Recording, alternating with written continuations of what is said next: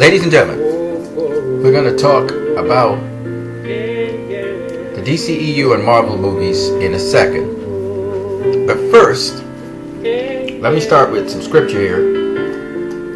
Isaiah 47, 3-6 says,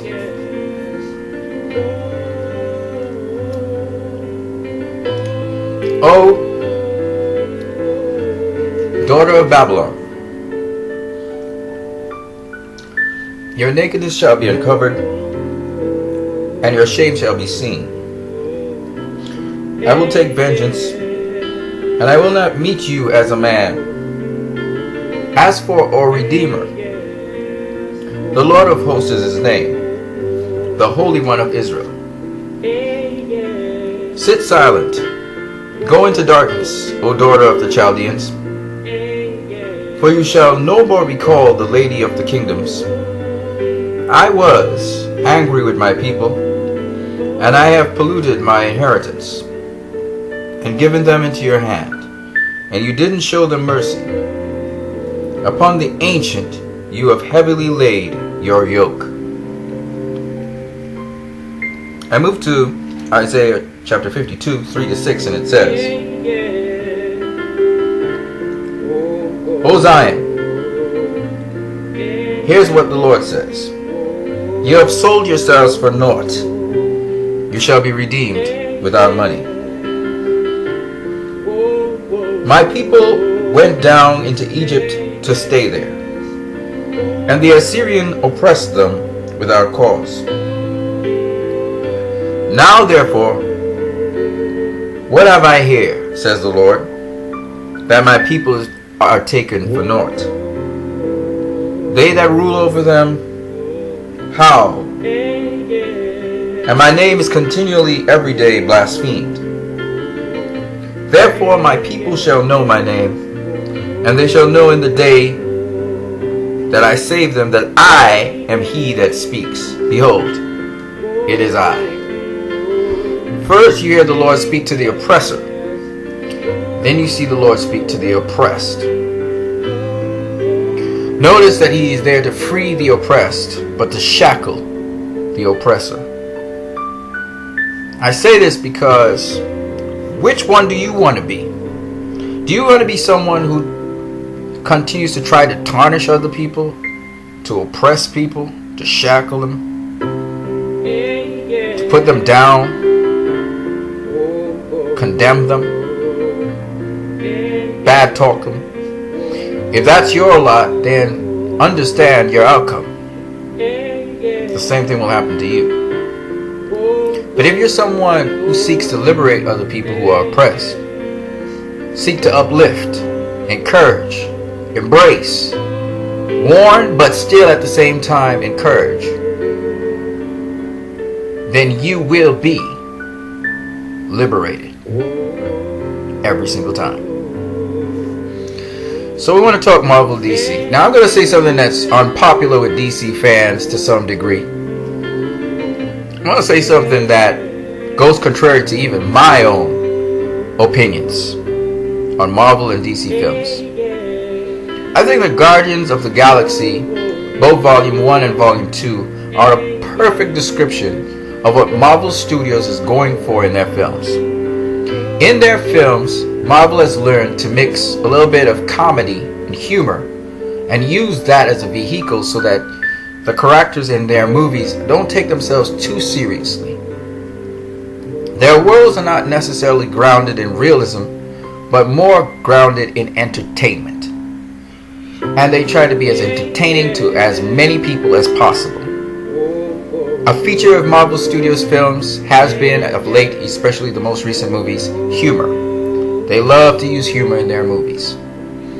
Of course, the properties were actually taken over by Walt Disney, and they have a beautiful formula for getting movies out that to wider audiences for wider acceptance. They've been doing an excellent job at that, and I don't think they'll change anytime soon. There's a level of levity to their movies for which I don't always appreciate, but that doesn't mean they're not popular. You go and you look at Guardians of the Galaxy's performance at the box office, and that says all you need to know about Marvel films. Their films have been very successful amongst many people. Their earlier films were a little bit more of a hit and miss, but at present they are riding on a high.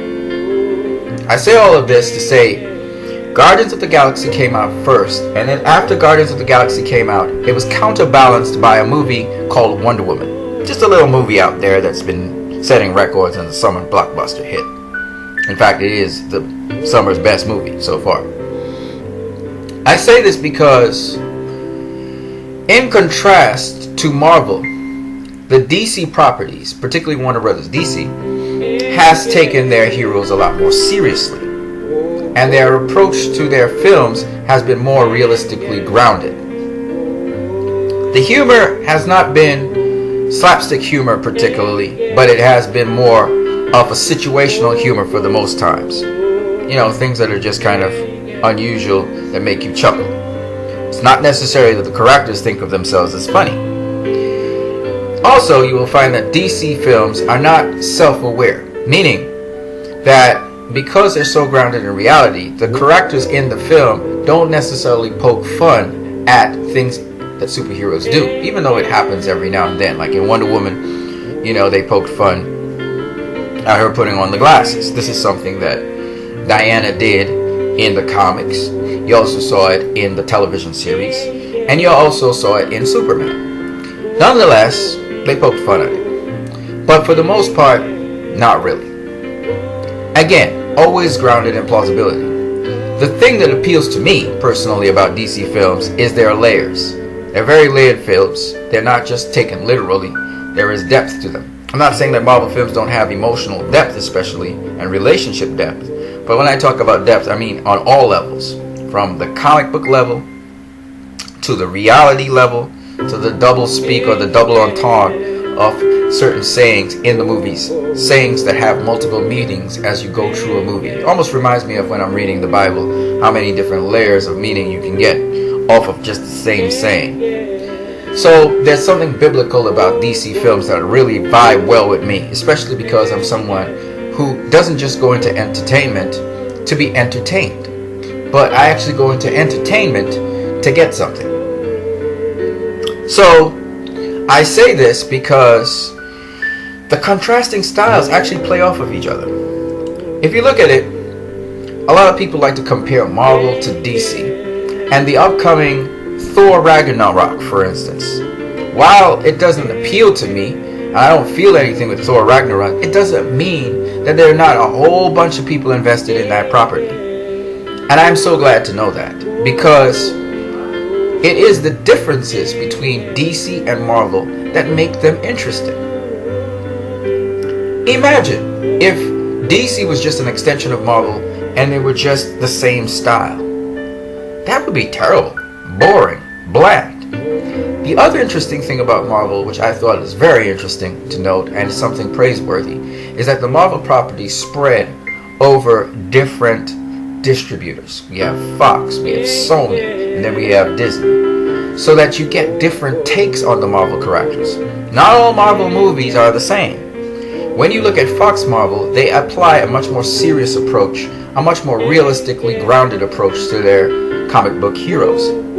Not exactly like DC. DC has a different slant, but nonetheless, there is a very serious, gritty, sort of rated R sometimes approach to their heroes, which I really appreciate, even though they usually use the usual rubric that is used to produce movies.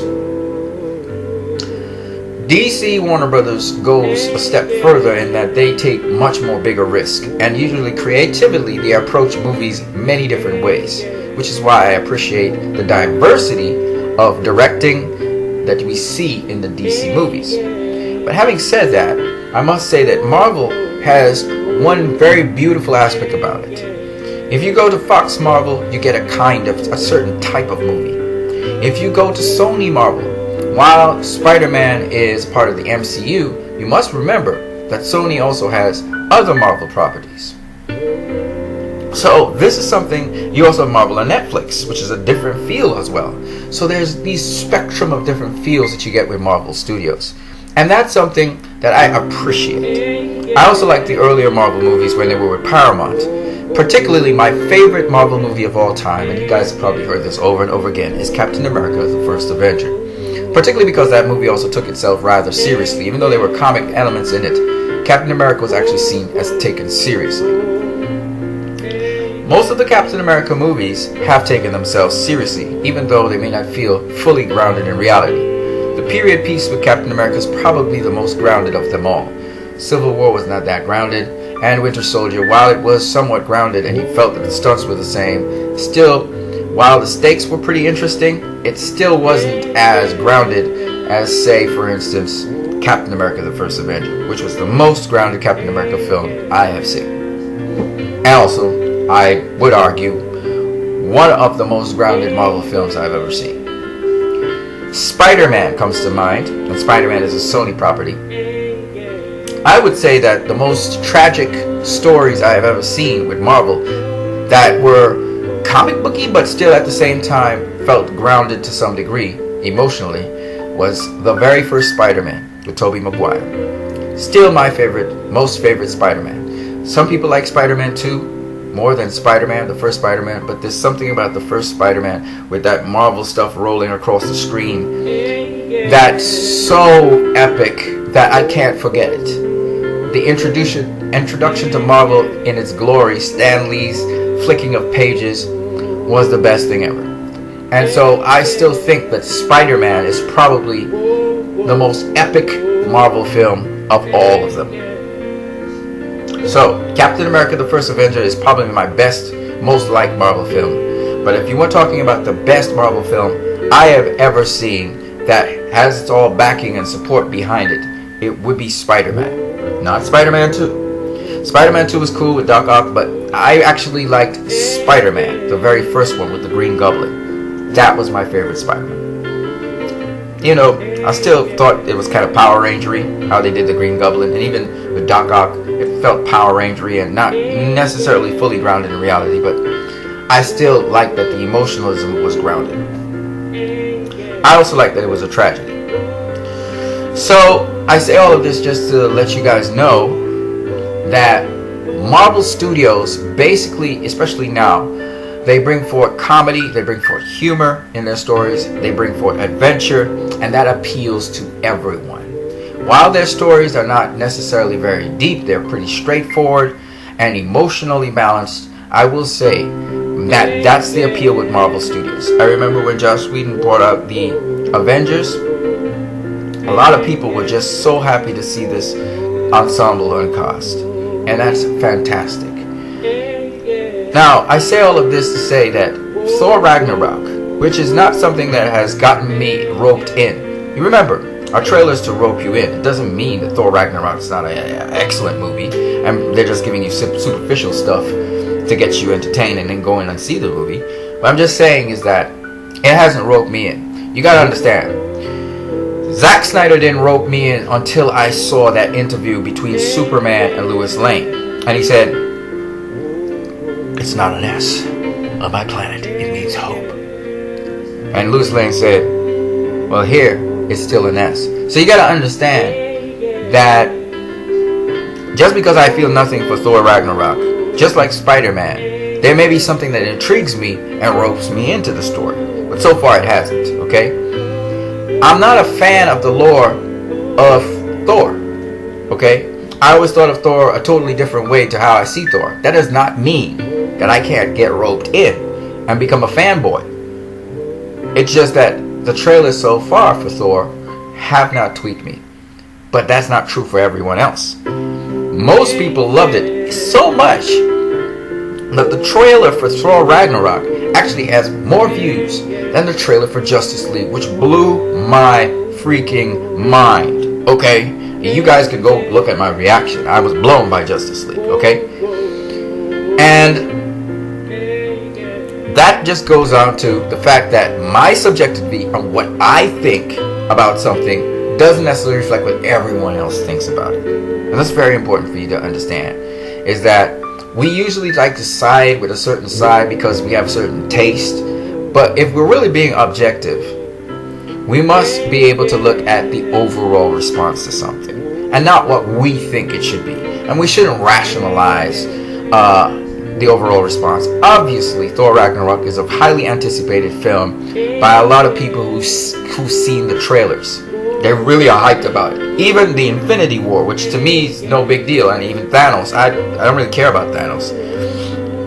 I've seen him in Guardians of the Galaxy and he didn't impress me, right?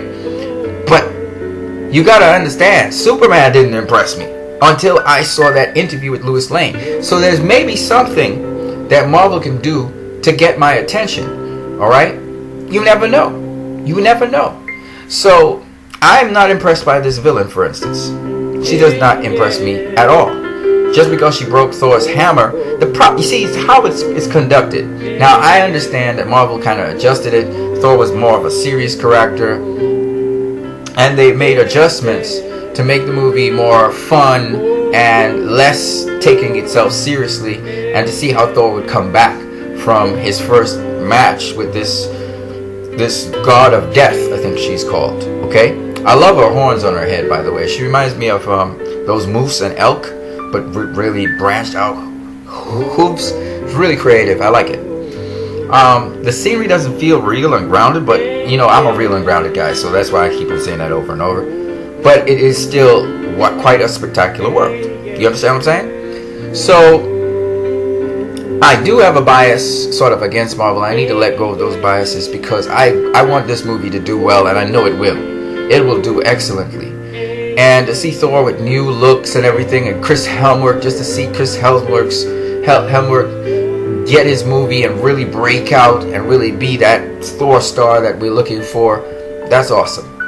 Now when we talk about the fact that Justice League is following that, again, it's contrast the Thor Ragnarok. So just like how Guardians of the Galaxy Volume 2 was followed by Wonder Woman, Thor Ragnarok is going to be followed by Justice League.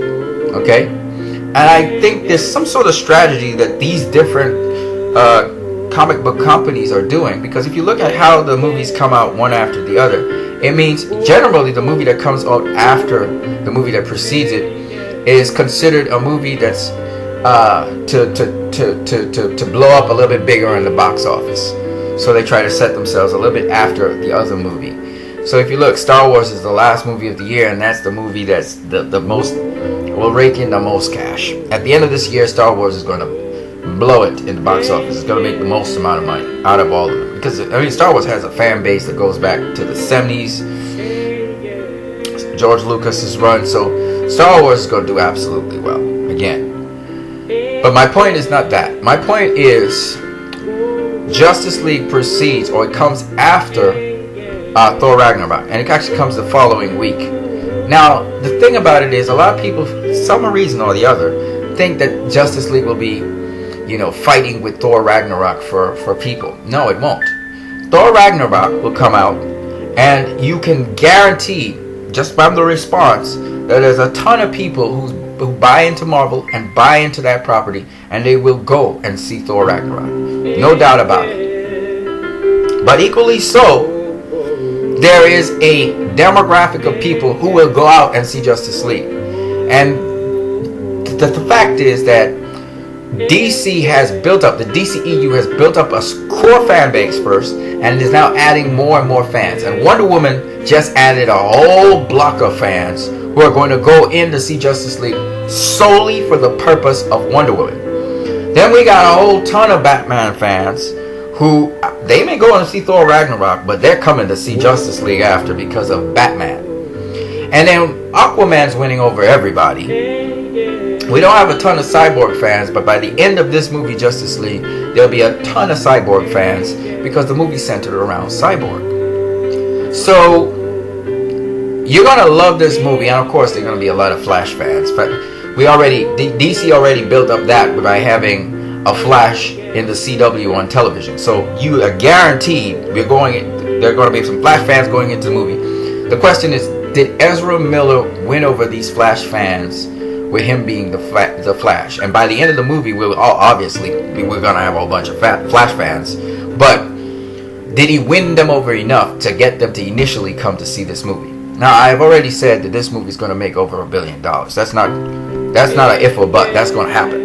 Right? That's a certainty. How much over $1 billion, I don't know. But it will. But here's the thing that's very important for people to understand. If Thor Ragnarok is not a success, see, this stuff goes both ways. If Thor Ragnarok is not a success, it's going to affect the Justice League, believe it or not. That is why Kevin Feige keeps on saying he's happy for Wonder Woman, because Wonder Woman strengthens that belief in comic book movies even more. Everything plays off if it's the other, you see. So Kevin Feige's happy because Wonder Woman single-handedly saved not just the DCEU but comic book movies for a couple more years. And more and more people are being won over to the DCEU, no doubt about that. Marvel will always have its fan base, and Kevin Feige knows the industry is going to stay if the DCEU works out, because the DCEU, the thing about the DCEU is, and this is what Marvel has started to copy, which is awesome because they need to feed off each other, and of course there's things that Marvel has done that the DCEU is doing, is the creativity of the DCEU. There are so many different worlds we've seen in the DCEU, and now we're going into the sea, something Marvel hasn't tapped into yet, okay, but they will. They have characters who live in the sea, but Aquaman isn't in the sea. They have Iron Man, who's tech. He's not a cyborg, but he's tech. And we have Cyborg, who is tech. All right. They have Quicksilver. And the Justice League has the Flash. Okay. Do they have anybody like Wonder Woman? I think Captain Marvel. She's coming out later. And do they have a Batman? They don't really have a Batman. They don't have a Batman. Their equivalent, they say, is Iron Man, but Iron Man's not really Batman. He's a billionaire, yes, but he's more like Cyborg than he is Batman. Okay? And they don't really have a Green Lantern. Now, something else that I noticed, which a lot of people were talking about concerning the Justice League, is that Wonder Woman is the leader in the Justice League. Well, that goes without saying. Like, that's supposed to be that way. It's going to be that way. Another thing that I just want to make an adjustment for, yes, there's a red cape there, but I think you're going to see Supergirl in Justice League. I think the surprise is Supergirl is in Justice League. So Supergirl is the other Kryptonian. Remember, there was an open pod in Man of Steel? I think that the person that Batman was looking at was Supergirl. And I don't know if he had a conversation with her or what, but I think Supergirl is going to come to the aid of the Justice League, which makes sense because in Superman Returns, the Return of Superman, Death and Return of Superman, Supergirl was there. She wasn't Supergirl. It was actually an alien that came and was imitating different people with Lex Luthor. But in this case, I think Supergirl is going to be there as well for the Return of Superman. So this is going to be pretty awesome. And I think that's who Alfred was actually talking to. But I just wanted to share this stuff with you guys. Of course, I am blown away by the Justice League, okay? I am completely blown away by the Justice League. I love the Justice League movie. I love the trailers. I'm already sold. Warner Bros. Has to sell on the people who are still not sold on this movie. And I would say this to Marvel fans. If you're not sold on this movie, it's not a problem. But just remember, the guy who put Marvel on the map, Joss Whedon, say what you want about him, he's the guy that brought you the Avengers. This is the guy working on Justice League. And believe you me, Joss Whedon knows what you want. He knows how to give it to you. So, and he's not, I guarantee you, Joss Whedon is not going to offend the Snyder audience either. He's going to pull it off. Alright, I'm saying this again because remember I said Wonder Woman could handle it. She's going to be able to handle the haters and everything, and she's going to do well, but she did that. Now, Justice League is going to do it because of Joss Whedon. Joss Whedon, that's right, I said it. I love Zack Snyder to death, but Zack Snyder delegated that responsibility to Joss Whedon. Zack Snyder never goes wrong with picking who he's picking, no matter what you guys say. At the end of the day, he's always proven correct. Alright? Zack Snyder's the one that picked Jason Momoa to be Aquaman. Alright? Not even Jason Momoa thought he could pull that off until Zack sold it to him. And you guys like Aquaman. It's Zack that picked Gal Gadot to be Wonder Woman. By the way, there's a little beak there. She's a very pretty woman, though. Gal Gadot to be Wonder Woman, okay? And a hell of a Wonder Woman she was, under the direction of Patty Jenkins. You couldn't get better than that. Zack has that eye for the right people in the right place. And he's not selfish enough that he can't relinquish for the betterment of the team. So I really love what Zack is doing. But for Justice League to be that remarkable success, Joss Whedon is doing it. Joss Whedon is doing it. I'm telling you guys right now. Joss Whedon. I believe completely in Joss Whedon and Danny Elfman. These are the most capable people to carry out this vision to completion. And would I want it any other way? No. Actually, now I think about it, if Zack had finished this movie and people would have just went to town on Zack and hated on him. Alright? This is the second Justice League trailer that hit Comic-Con, and there are very, very sparse and few people who are not impressed by this trailer. The first Comic-Con trailer, Wonder Woman blew that trailer out of the park, right? This second Justice League trailer, I haven't heard one person who's reasonable, at least. I've seen some haters online, but I haven't seen one person who's reasonable who hated on this trailer. They could find nothing. I mean, I'm even talking about the guy from Double Toasted. He couldn't really find anything to fault with this trailer. Joss Whedon, Danny Elfman. That music, that epic Man of Steel music, Danny Elfman picked that. Joss Whedon made those edit cuts. The post-production work by Joss Whedon was spotless. Even the filters that they used to highlight and bring out, still dark and gritty, but just the change in the filters just brought back memories of different things like The Dark Knight, Rise of Jurassic World, etc. Dark Knight, The Dark Knight, right? With the Joker going in to rob the bank. I mean, it's just beautiful. Now, we know that's not a bank, by the way. I'll do a breakdown on the trailer so you guys can understand what was going on. But I'm telling you, man, Joss Whedon, beautiful. I know, I believe in Joss Whedon. And after seeing the second Comic-Con trailer for Justice League, and seeing that essentially this is a Zack Snyder film, but yet the wizardry of Danny Elfman and the skill of Joss Whedon is going to take a Zack Snyder film that you guys think is, it's okay, it's 50-50. You know, some people will like it, some people will hate it, and everybody's going to love it when Joss Whedon's finished because of that polish, like I said, that finishing touch. I'm convinced now, because I never had a reaction to any film, not even BVS, like I did. You go watch my reaction. I went crazy. I lost my mind completely. I lost my mind completely on this film. I was blown completely away. That finishing touch. That's why people say Zack Snyder's film sometimes it feels like it's missing something. That finishing touch, that excellence that is necessary, that polish, you know. Indie film sometimes has that uncut feel, you know.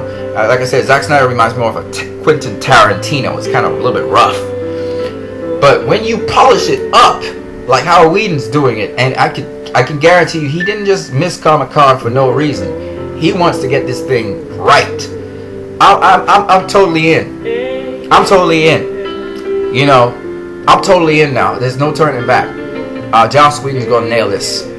And he's gonna, and the thing about the humor, I don't know if he even helped Patty Jenkins. Nobody ever said anything. He probably helped Patty Jenkins with certain scenes too in Wonder Woman, which is why Wonder Woman's comedy and so on was just good. It seems as though Joss Whedon, he's got that thing when it comes to relationship dialogue, whether it's minimalist or otherwise. He really can pull it out of the actors and get them to do, you know, still not compromising. They don't have to be slapstick humor. You know, James Gunn was using a lot of slapstick humor and a lot of wacky humor. James Gunn, I love James Gunn because he goes way out there. Like, it's kind of wild. You know what I'm saying? Guardians of the Galaxy is kind of wild. It's kind of on the edge. You know what I mean? Love that. David Ayer also does that kind of craziness, but in a different, gritty kind of real world kind of way. Joss Whedon, he's a master of relational interaction, and I believe that's what he's tying up, and that's what Red Dragon Nation, I think he's called. I forgot his name. He's got all the plaques in his head, and I forgot his name. He doesn't particularly like Zack Snyder films, but I think he's gonna love Justice League. He's gonna love Justice League because of what the connective tissue that Joss Whedon is gonna use, and that is probably what was missing in a lot of Zack Snyder films. But that was purposefully done so that you would build up an appreciation for the other films that were to come. And Wonder Woman, I'm gonna say it right now, Wonder Woman is that connective tissue that started this reaction, and I believe Joss Whedon's gonna just take it to its end. You couldn't get a better director, and I believe Joss Whedon is almost like one of those people who's like almost he's almost like I forget the name of the word. What Ben Affleck was in The Accountant. What was he? Not Asperger's syndrome. What is it called? Autistic. He's almost like to the point of being autistic on this thing. He's so focused in on what needs to happen, but yet he's relationally autistic. I'm not saying he's autistic. I'm just saying. So I'm looking forward to seeing the beautiful brilliance and the elucidation of this story that everybody gets, and not a clustered movie, but a movie that literally is clear on what every step of the way is very clear on what it's saying. Patty Jenkins crystallized and made very clear what Wonder Woman is about in her movie, and I believe that this is the same thing that's going to happen. Joss Whedon is going to crystallize and make clear what the Justice League is, what their mission is, and you'll palpably feel the threat of Steppenwolf and all these different power demons. You're going to feel that threat. But yet they're going to keep it in the context of the Justice League. And everything else, all the other subplots and so on, will be sort of there for you to be intrigued about and so on. But they're going to keep very clear. They're going to keep it very focused on the Justice League. And very close, focused on the threat the world is about to face. I believe that's how they're going to keep it. And I think Whedon and Elfman, they're going to just skillfully tell the Zack Snyder story. And if you're a very perceptive person, you're going to pick up all the little nuances and the little ways how they fashion things in certain order and a certain way to convey that. All the subtleties of Zack Snyder and stuff is going to be there, but they're separate lines, so you can always look at the layers later. You understand what I'm saying? It's like, if you don't want to peel the onion, you can start eating on the outside, and then if you want to go a little deeper, you can peel it back. That's how Whedon's going to do it. He's going to arrange it in that beautiful way. I can see things, folks. That's why I can talk like that. I really am vibing what Whedon's doing, just from seeing what happened in the trailer, how skillfully they moved from Come Together, which is a Junkie XL sort of thing, into Man of Steel, which is Hans Zimmer, inspirational, powerful, the beautiful weaving of each of these variables in a continuous flow in a trailer. I'm telling you, man. And Whedon, I know Whedon was behind that trailer. So, look, man, what you're seeing in that trailer, I guarantee you, the movie's going to be like that. That's the cool thing about it. What you see is what you get. This is not going to be false advertising. Alright? Now, a lot of people think at the end of the trailer it's Superman coming back and Alfred speaking to Superman, but I suspect it's Supergirl. It's not a Green Lantern because the cape is red. And I do believe that Bruce Wayne was actually looking at either an image of a hologram of Supergirl or something like that. But just looking at the pink and stuff, I think it's Supergirl we're looking at.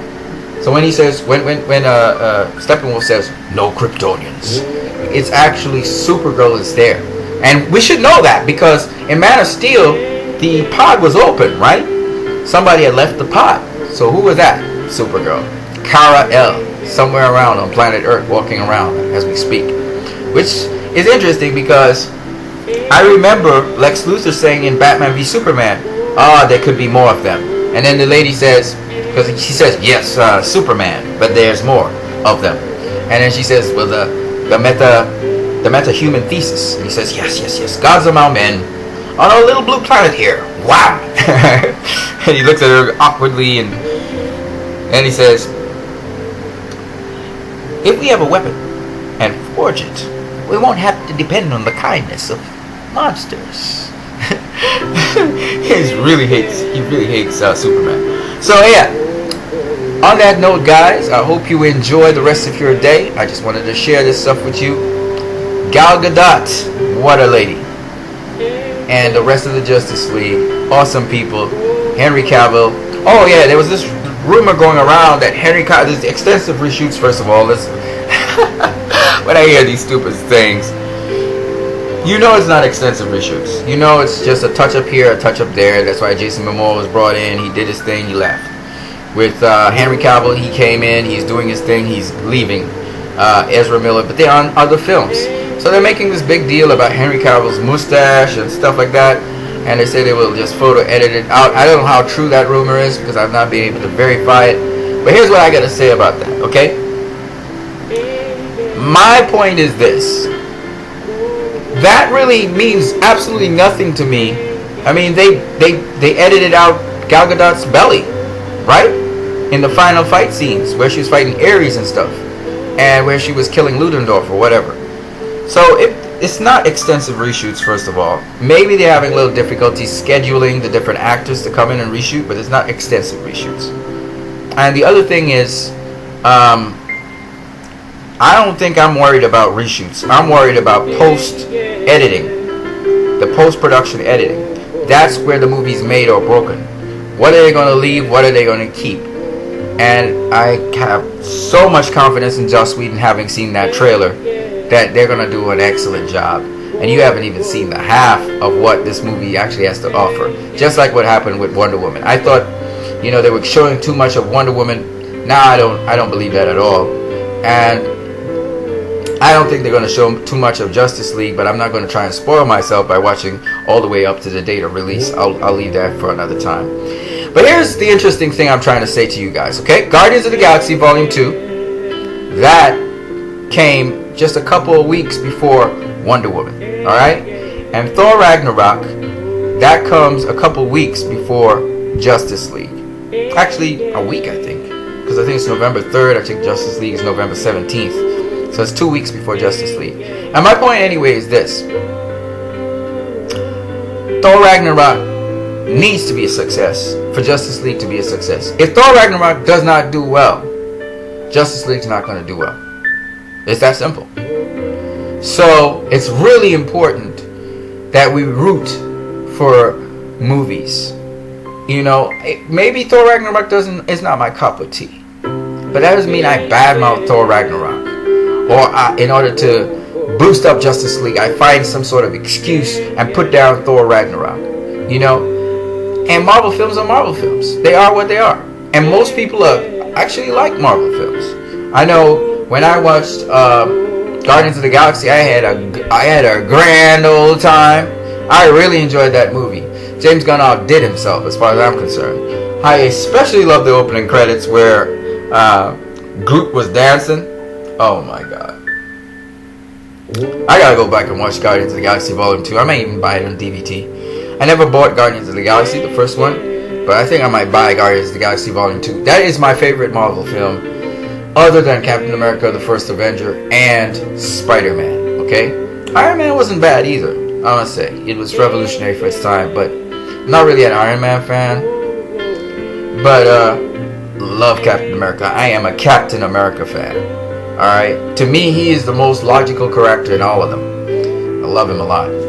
So, I just wanted to say that with you guys, just in case you guys think, I have certain biases for DCEU, but please don't get it twisted. I'm not going to bad talk Thor Ragnarok.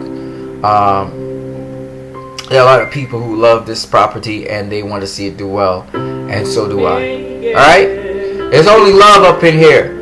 We are comic book movie fans now. And you know what? I need to start reading some Marvel comics so I can get into the Marvel and get excitement, because I feel like I'm missing out on some of the excitement here in Marvel. A lot of people seem to be very enthused about Infinity War, and while I'm not enthusiastic about it because I just don't understand what they're enthusiastic about, and I'm not really enthusiastic about what's his name? Oh wow! See, this is the thing. See, I'm not into Infinity War because Thanos. I've seen Thanos in Guardians of the Galaxy, and he never really impressed me. You know what I'm saying? But it can change. I told you, Superman did not impress me. When I heard there was another Superman movie, a Man of Steel, seen flying up in the sky, I was like, another pretty boring movie. You never know. Thanos might just blow my mind. So we'll see. You know what I'm saying? I am blown by Steppenwolf. Just his voice alone is just really impressive to me. Some other people might be turned off by his voice. You never know. You know what I'm saying? To me, I like the DCEU because I bought into it. I bought into it for Man of Steel. You know what I'm saying? Now, for the other people who are still, because of the critics and stuff, they haven't bought into the DCEU, and I hear them saying the same criticisms I would have of Marvel. They're saying for DC. So I'm like, maybe they have a different perspective. I just don't get it. But I'll say this, that they probably bought into Marvel and they're committed to Marvel. You know, I'm not the same. Some people were, you know, they weren't committed to DC, but they loved the Wonder Woman film. You know what I'm saying? So again, it's just perspectives of people and just knowing where they're coming from that makes a difference. Right? So instead of tearing down people and oppressing and talking about, oh, Marvel movies are a bunch of crap, which I'm always tempted to say because I have my preference for DC movies, I gotta say, I'm not gonna say that. There's too many people who like Marvel films out here. And I saw Ant-Man and I thought it was pretty good. It was a pretty good movie. You know, I enjoyed it for what it was. I can't watch a ton of Marvel films. I can't watch Marvel films on a loop. I can't watch the same movie on a loop. I can't do that. I just can't. But they're they're very entertaining. I'll say that. They're entertaining, right?